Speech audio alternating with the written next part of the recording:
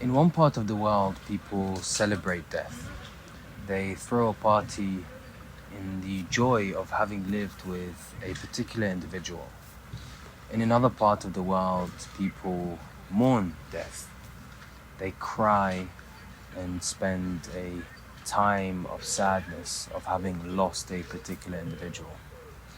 There are many different traditions, cultures, religions that have a different way of interpreting death, have a different meaning of death, and also have a different image or speculation on what happens in the hereafter, so after you die.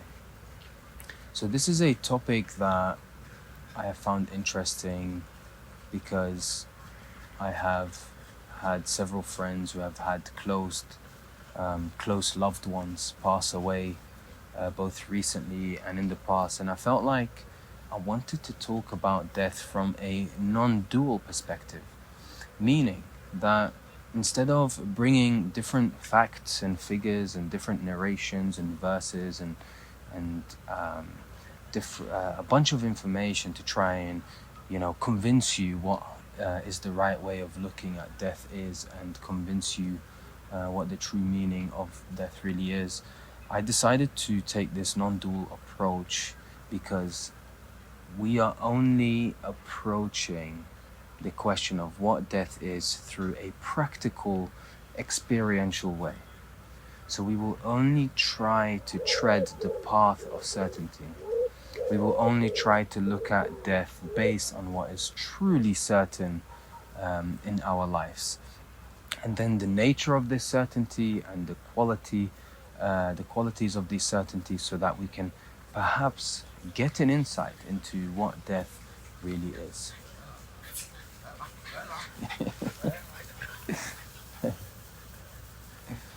So the way I will do this is in the following steps. Firstly, we will look at our current life. Look at the certainties and the truths, the absolute truths that are taking place in our life today. Then we will look at the interchangeability of these qualities within life, the interchangeability of certain aspects of life that we accumulate. And then we'll also look at the aspects of our lives that we don't accumulate, that are consistent and that are there throughout our life. And then we will reflect that upon death to look at what is actually happening when death takes place.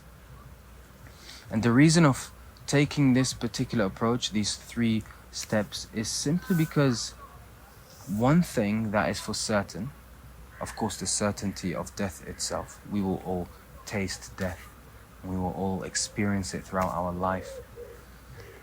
But the certainty that takes place, or that is known, is that when someone dies, they are at the very least physically not there anymore.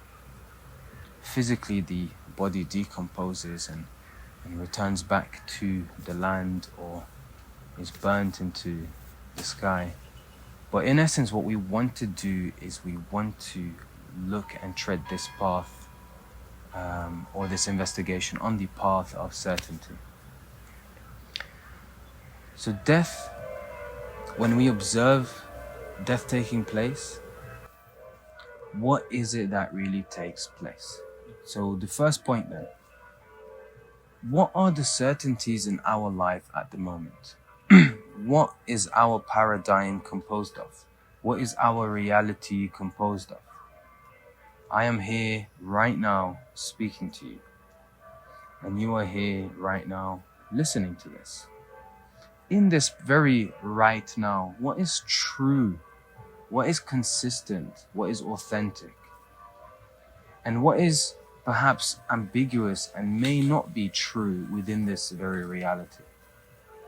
So to give you an example, and please go along with this and really try to verify this in your experience immediately as we go along, so as to not get lost later on. If a thought passes along, the thought could come in different forms. It could come as a form of an opinion. It could come as a form of an image. It could come as a form of a memory. But whatever movement takes place in the realm of thinking or the mind, this is something that can be witnessed. This is something that is known. The reason why you know that there is a thought appearing in your mind is simply because it's known. There is an underlying awareness that is witnessing the thought that passes by. This awareness also happens to know that there is the physical space around you, there is the perception of the colors, there is the perception of the sounds. I'm not sure if you guys can hear the bells in the background, but this is all known. This is the quality of thought. Now, we need to address the certainty, the level of certainty that this particular thought actually has. How true is this thought? And the way we can really address this is not by weighing the pros and cons and weighing the probabilities of how true this thought is. Instead, we have to look at the very source of the thought. Where has this thought come from? And can this thought be replaced? And this, by the way, when I say thought, I'm including the memories, the ideas, the belief systems, the opinions, the likes and the dislikes, all of that. In essence, whatever the source of these things are within the realm of thinking, whatever the source really is, it's been accumulated. The next question is then, these thoughts, these belief systems, these memories, can they somehow be replaced? And the answer is also yes. The pattern of thinking we might have today can be very different to what we may have had 10 years ago, let alone 20 years ago. It can be very different from yesterday. Something in our life may have come up that has completely changed our perception and experience, and then ultimately the opinion. And so with this, we can derive and realize that thoughts, the movement that takes place within the realm of thoughts, is inconsistent. There is no absolute certainty that can ever come in the shape or form of a thought. However, most of us, we do hold a lot of our sense of identification in the form of thoughts. Now, why are we even looking at the nature of thought when we are trying to speak about death? Because in looking at the interchangeability in our life, looking at the inconsistencies in our life, looking at the impermanence in our life, we hopefully get a glimpse or a realization of the permanence in our life, the consistency, that which is true and authentic, that which is always there. And I hope you've realized that it's essentially the underlying knowing, the awareness. If I asked you the question, do you exist? What would the answer be? If it's anything other than yes, it's, you're going back to the realm of thought to try and postulate something really intelligent or smart. You exist. You exist. Why do you exist? How do you know that you exist? It's self-evident. It's self-evident. You don't need any particular sense perception to know that you exist. Simply because if that sense perception gets taken away, there is still the knowing that you exist. There is this underlying awareness of awareness that is always taking place. And so this is our consistency. This is what we truly are. The awareness that is witnessing whatever takes place in the realm of thought. Now, the realm of thought itself is also the placeholder for the character, for the ego. I like pizzas and I like swimming and I dislike this and I dislike that. There's a huge number of these intertwined in a way with a particular unique thought pattern that has been developed over time, and this is then now the portrayed image of what we can call the character or the ego. And this very same thing is what? people perceive, or in fact, this very same ego is what others interpret. Another individual will interpret. And then they will retain as a part of their ego or character within the realm of their thinking the image of the interpretation of your ego and your character in the realm of your thinking. I really hope that you are with me on this and realize that other individuals perceive their unique interpretation of the accumulations of who you are.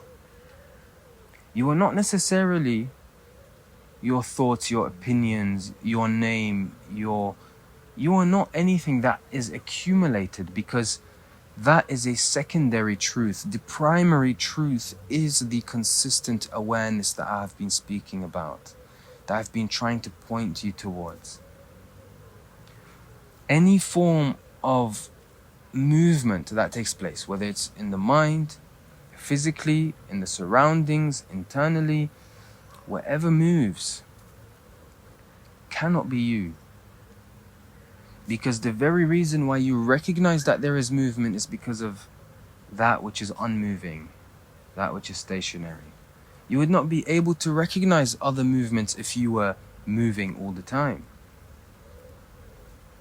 So who you really are is the underlying awareness, which is consistent. And then you get the character that has been accumulated throughout the experiences. And then there is some sense of attachment to this character, some sense of value attributed to the belief systems and the ideologies of this character. And then there is the interpretation of other characters, where the interpretation has undergone because of the very accumulations of the character. So based on my past experiences, I will create a judgment or an image of another individual that is familiar to myself. No individual truly sees another character as it is, because of the opinions and the ideologies and the accumulations that come in the way. But if we rest in the awareness and we then perceive another individual,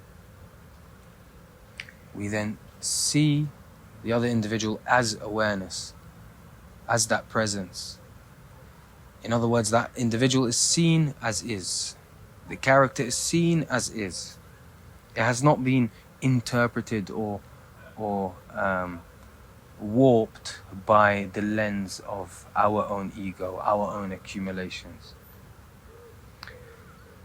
So how does this link to death? Death in itself is essentially the end of the process of accumulation. So there's the process of accumulation and then the expression. Of course, I've spoken so much about the accumulation of the ego and the character and so on, but then there's also the expression of the ego and the character and so on. And then obviously when talking about the interpretation takes place based on the expression of the ego and so on. So death is the end of the expression of this character, this image, this personhood, this ego. We can see a physical decomposition take place, and then we can see the end of the expression of the ego or the character take place. Now, the reason why I am mentioning this is because when I say the word end, I do not mean the end of the awareness itself, the awareness that is knowing of the accumulations that take place. And we can actually dive into this, because you may say, no, this individual is unconscious now and there is no awareness anymore. No.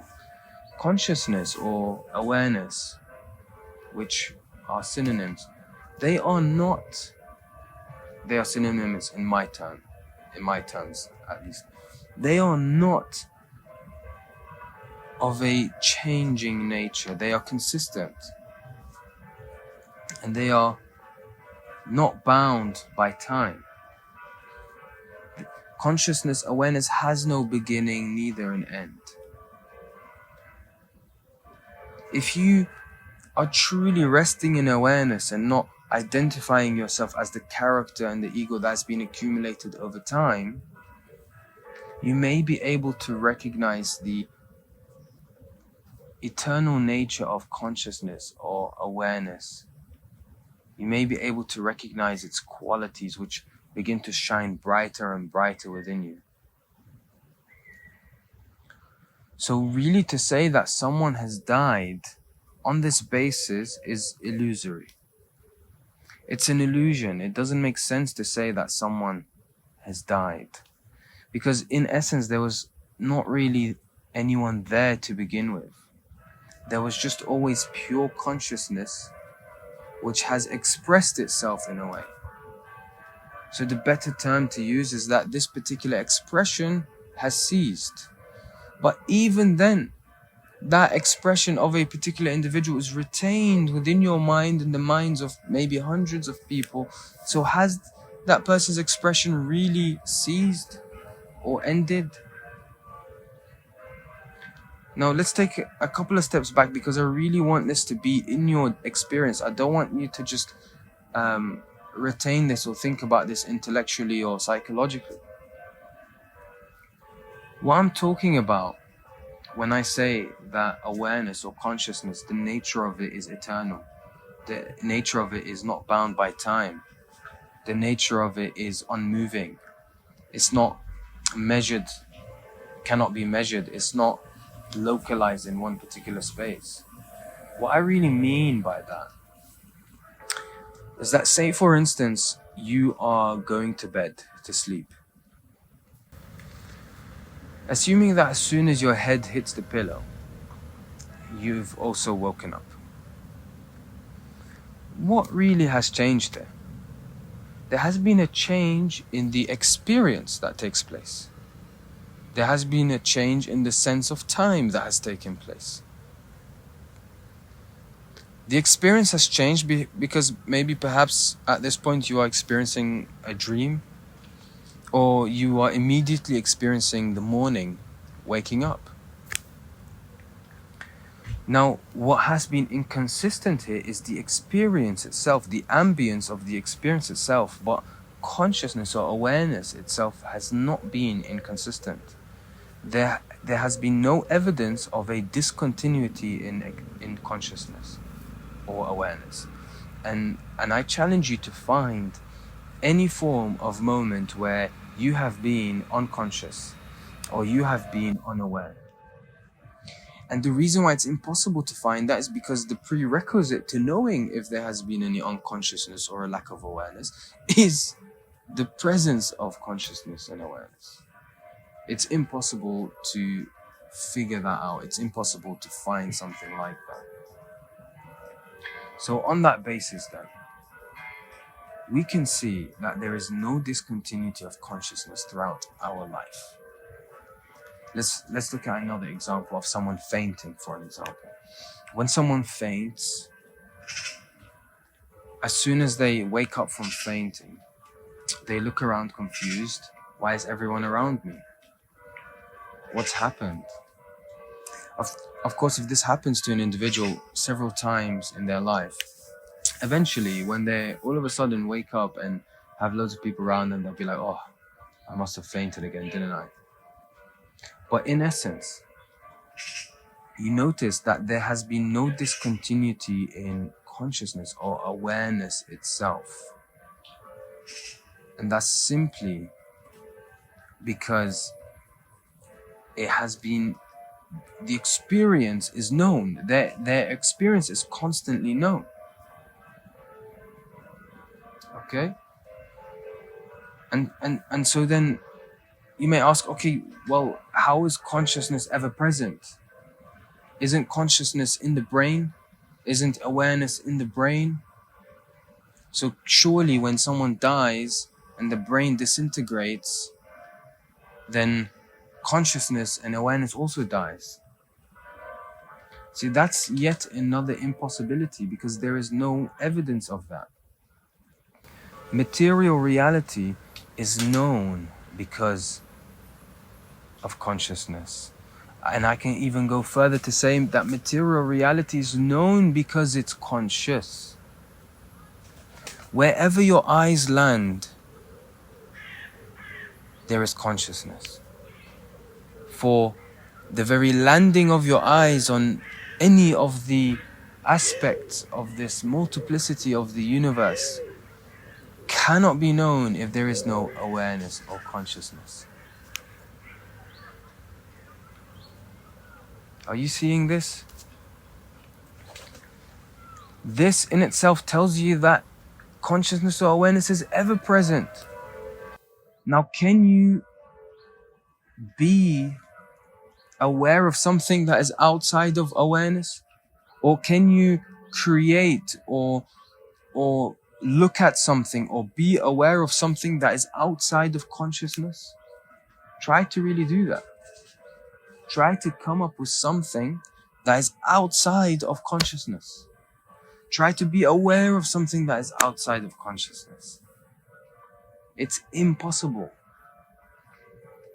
I want you to really see the qualities of the true nature of what you are, which is just pure consciousness, pure awareness. Yes, there are thoughts, there is your name, there is the character, all the list of stuff that is on your identity card and on your passport, all your qualifications and stuff. These are there for utility. These are there as a concession to make things easier for the mind. But they are not a replacement for consciousness itself. And that's what we have done as a humanity, as a human species. Over time, we have identified with the contents of our mind instead of identifying as the pure consciousness that we truly are. So going back to saying that, okay, consciousness or awareness is generated in the brain. So as soon as someone dies, the awareness or consciousness dies. Well, the brain in itself, which is material, how can something material, a material manifestation within consciousness, create or produce or generate consciousness? How can something that is material produce that which is needed to even realize materialization or materialism? I want you to notice that consciousness is of an eternal nature. And if you truly rest in this and you see this, something beautiful starts to happen where when you speak to another individual, you don't just see them as their name, as their character, where they are from, as the color of their skin, as their qualifications, as how much money they have in their bank account, as their social status. You don't see anything like that anymore. Well, you still see it, but it doesn't hold the same weight as recognizing the consciousness of them, as recognizing consciousness as consciousness. You'll still recognize all that whole list that I've just mentioned, but it does not carry as much weight because there is nothing weightier or more valued than the essence of what life is, than the absolute truth and the absolute certainty of what life is.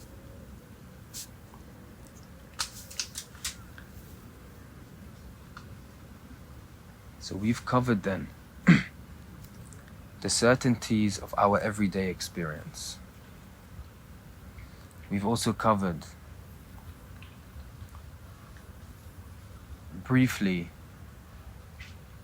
on what happens when someone dies. We can say that there is no discontinuity in consciousness, even if the quality of the experience has changed or the ambience of the experience has changed. So if your loved one has died, this is a terminology that we use to describe something. There is no such thing as death. Consciousness is of an eternal nature. Our true essence is consciousness. I really hope that I've come up with somewhat of a practical approach towards this. But if you'd like to continue this conversation, feel free to reach out. I hope I've covered all the points I said I would cover in the beginning. But thank you so much for listening. If you really enjoyed this video, you'll probably enjoy this next one here. This is Hassan from The Spiritual Walks, and we are all on a journey towards the truth.